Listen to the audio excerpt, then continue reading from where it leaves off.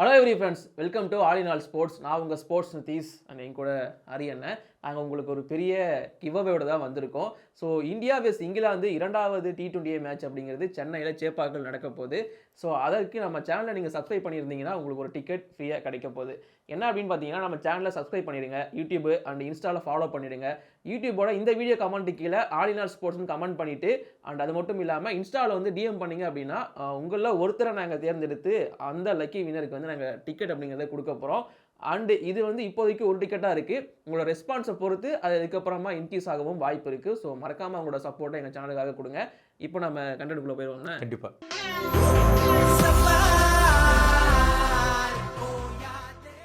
So அந்த first match almost நம்ம predict பண்ண மாதிரி தான் நடந்துருந்துச்சு. சொல்லுங்கள், ஃபஸ்ட்டு இந்த மேட்சோட ஓவர் வியூ எப்படி இருந்துச்சு? இந்தியன் ஃபேன்ஸ்க்கு இது ஒரு நல்ல ஒரு விஷயம். ஏன்னா ஒரு பெரிய லே ஆஃப்க்கு அப்புறமா ஃபேன்ஸ் கொஞ்சம் சந்தோஷப்படுற மாதிரி ஒரு விஷயம் நடந்திருக்கு. கம்பீருக்கு வேற தொடர் தோல்விகளுக்கு அப்புறமா ஒரு வின்னு. அதுவும் வந்துட்டு வின்னிங் வந்துட்டு ஒரு கன்வின்சிங்காக இருந்துச்சு. நான் வந்துட்டு ஒரு நெக் டு நெக் மேட்ச் இருக்கும் அப்படின்ற மாதிரி எதிர்பார்த்தேன். பட் இந்தியா வந்துட்டு கண்டிஷன்ஸை நல்லா எக்ஸ்ப்ளாய்ட் பண்ணியிருந்தாங்க. டாஸ் ஜெயிச்சு போலிங் எடுத்ததாக இருக்கட்டும், அண்ட் தென் வந்துட்டு நம்மளுடைய நியூ பால் பவுலர்ஸ் ரெஸ்பாண்ட் பண்ணதாக இருக்கட்டும். ஆனால் நீங்கள் ப்ரீவியஸே சொல்லியிருந்தீங்க முகமது ஷமி அண்ட் ஹர்ஷ்தீப் சிங் தான் ரொம்ப இம்பார்ட்டன்ட் இந்தியாவை பொறுத்த வரைக்கும் அப்படின்னு. கரெக்டாக ஹர்ஷ்தீப் சிங் தான் வந்து அந்த பிரேக் த்ரூலாம் ஆரம்பிச்சு விட்டாரு. ஸோ அதான் அந்த ஒரு ஹேபிட்டாகவே வச்சுருக்காரு. நியூ பாலில் வந்துட்டு விக்கெட் எடுக்கிறது வந்துட்டு ஹர்ஷ்தீப் வந்துட்டு ஒரு ஹேபிட்டாகவே வச்சுட்டு இருக்காரு. கரியர் ஆரம்பிச்சு ஒரு ஷார்ட் ஸ்பேனில் வந்துட்டு 2022 தான் டெபியூட் ஆயிருக்காரு இந்தியாவுக்கு. ஆல்மோஸ்ட் ஒரு 100 விக்கெட் எடுக்க போறாரு. 97 விக்கெட்னா அண்ட் இப்போ இந்தியாவுக்காக அதிக விக்கெட் எடுத்த பிளேயர் வந்து இவர் தான் T20 இன்டர்நேஷனல் பொறுத்த வரைக்கும். இன்னும் 3 விக்கெட் எடுத்தாருன்னா first player to reach 100 wickets in T20 for India வந்து ஹர்ஷ்தீப் சிங் தான். அந்த ரெக்கார்டு அவருக்கு தான் இப்போ நிற்குது. அதான் ஒரு நல்ல ஒரு கிளினிக்கலான ஒரு பர்ஃபார்மன்ஸஸ் இந்தியா கிட்ட இருந்து ஃபேன்ஸுக்கு வந்துட்டு மச் நீடட் ஒரு பிரேக் த்ரூ இது அப்படின்னு தான் சொல்லுவோம். ஓகேண்ணா, இப்போ இந்தியாவோட பவுலிங் செம்மையாக இருந்துச்சு. முக்கியமாக வருண் சக்கரவர்த்தி, அது இன்னொரு ஹோம் டவுன் அவருக்கு அந்த ஈடன் கார்டன் அப்படிங்கிறது கேகேஆருக்கு ப்ளே பண்ணுறதுனால. அண்டு கேகேஆர் அந்த ஈடன் கார்டனை பொறுத்த வரைக்கும் கம்பீர் அதுக்கப்புறமா ஸ்ரேயஸ் ஐயர் எல்லாருமே வந்து அந்த ஸ்பின்னை வந்து டாமினேட் பண்ணி தான் வின் பண்ணியிருக்காங்க.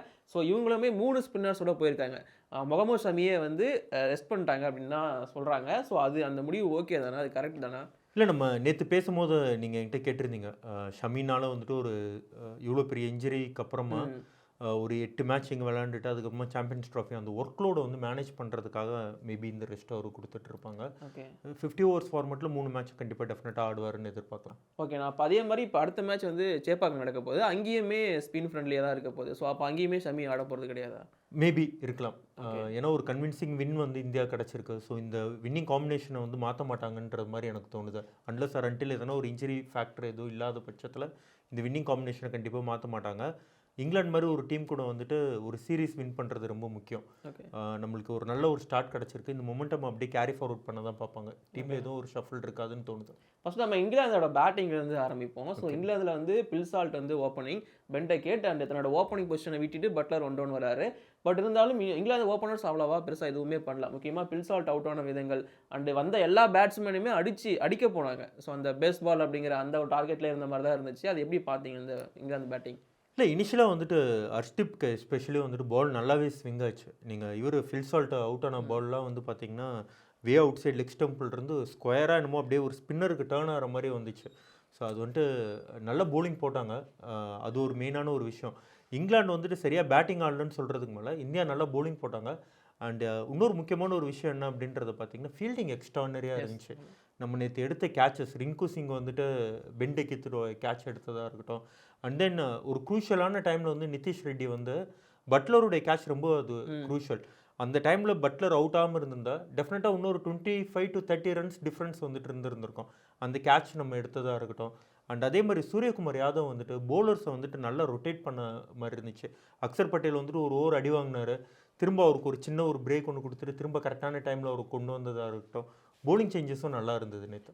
ஓகே, அதே மாதிரி நீங்கள் இந்தியாவோட பவுலிங் நல்லா இருந்துச்சு அப்படின்னு சொன்னீங்க. பட் எனக்கு இங்கிலாந்து பேட்டிங்குமே கொஞ்சம் சொதப்பினாங்க, அவசரப்பட்டாங்கன்னு தான் தோணுச்சு. ஏன்னா பட்லர் மட்டும் தனி பிச்சில் ஆடுற மாதிரியும் இவங்க வந்து வேற ஏதோ பிச்சில் ஆடுற மாதிரி இல்லை. டெஃபினட்டாக அது வந்துட்டு ஒரு 130 140க்கான விக்கெட் கண்டிப்பாக கிடையாது. டெஃபினட்டாக வந்து பார்த்தீங்கன்னா அதனுடைய பார் ஸ்கோர் மினிமம் வந்துட்டு ஒரு 180 ரன்ஸ் ஆடிட்டு இருந்துருக்கலாம். ஐபிஎல்லுமே ஆவரேஜ் வந்து 200 அப்படிங்கிற மாதிரி தான் வச்சிருந்துச்சு அந்த வென்யூ அப்படிங்கிறது.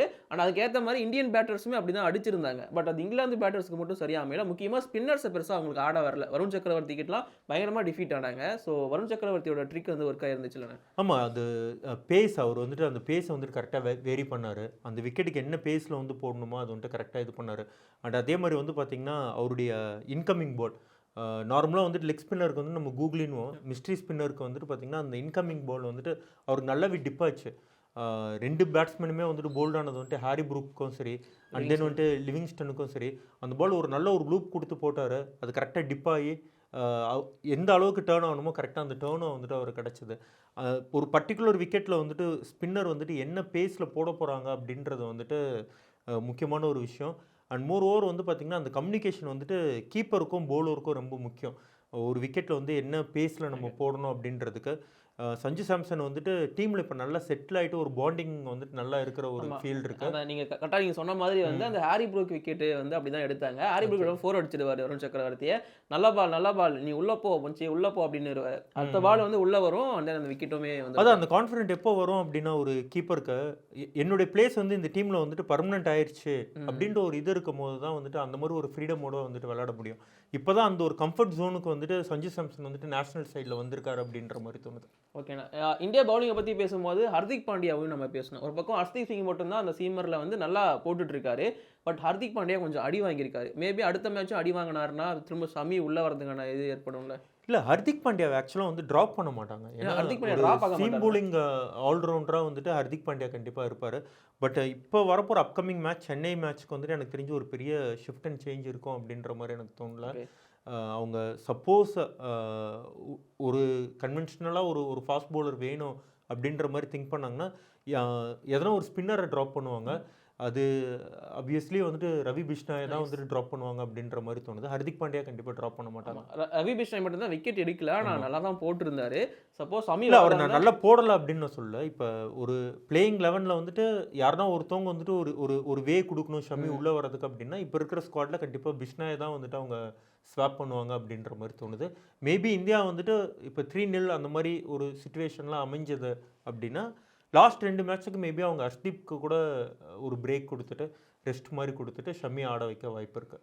ஓகே, இந்தியா பெருசாக மேக்ஸிமம் சேஞ்ச் பண்ணாது அப்படிங்கிறத சொல்லிட்டீங்க. இப்போ அதே இந்தியாவோட பேட்டிங்குள்ளே வந்தோம் அப்படின்னா சஞ்சு சாம்சன் வந்து ஃபர்ஸ்ட் ஓவர் வந்து கொஞ்சம் சைலண்டாக இருந்தாலும் அடுத்த ஓவர் அடிச்சு தான் ஆரம்பித்தார். பட் திரும்பவும் மார்க்வுட் வந்து ஒரு சைலண்ட் பண்ணார். ஸோ சஞ்சு சாம்சனோட பேட்டிங் எப்படி இருக்குது?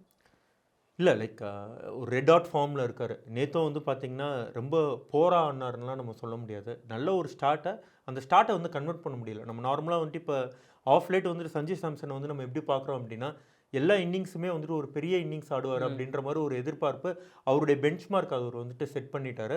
அவுட் ஆகிட்டார் நேற்று. பட் ஆனால் ஒரு நல்ல ஸ்டார்ட் வந்துட்டு அவருக்கு கிடச்சிருந்தது. மோர் ஓவர் வந்துட்டு அபிஷேக் சர்மா வந்துட்டு நேற்று அவருடைய இன்னிங்ஸ் எனக்கு ரொம்ப பிடிச்சிருந்துச்சி.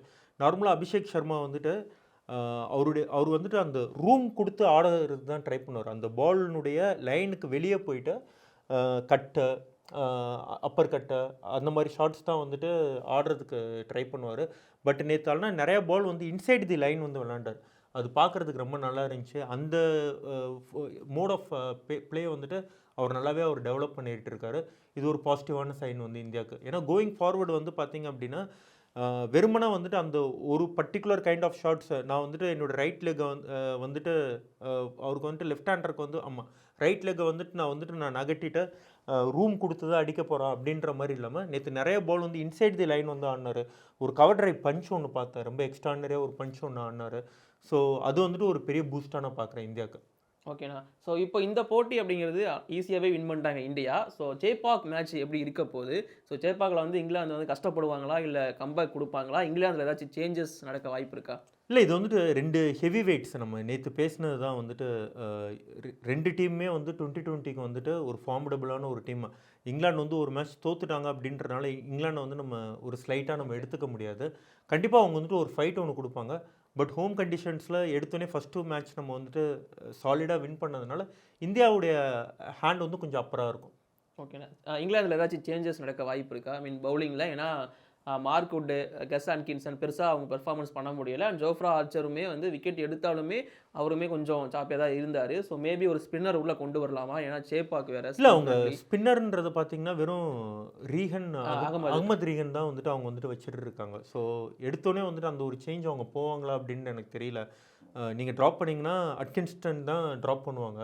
அப்படி அவரை ட்ராப் பண்ணிங்கன்னா அவங்களோட பேட்டிங் டெப்த் அவங்களுக்கு போயிடும். ஸோ மேபி இந்த ஒரு மேட்ச் அவங்க வந்துட்டு ஒரு பெரிய ஸ்வாப் எதுவும் இருக்காது அப்படின்ற மாதிரி தோணுது. இன்னொரு ட்ரை வந்துட்டு இந்த டீமை வச்சு அவங்களும் கொடுப்பாங்கன்ற மாதிரி தான் எனக்கு தோணுது. ஓகே, அப்போ மேட்ச் ப்ரெடிக்ஷனும் சொல்லிடுங்க. ஸோ இந்தியாவா இங்கிலாந்தா யார் வின் பண்ண போகிறாங்க இந்த சேப்பால்?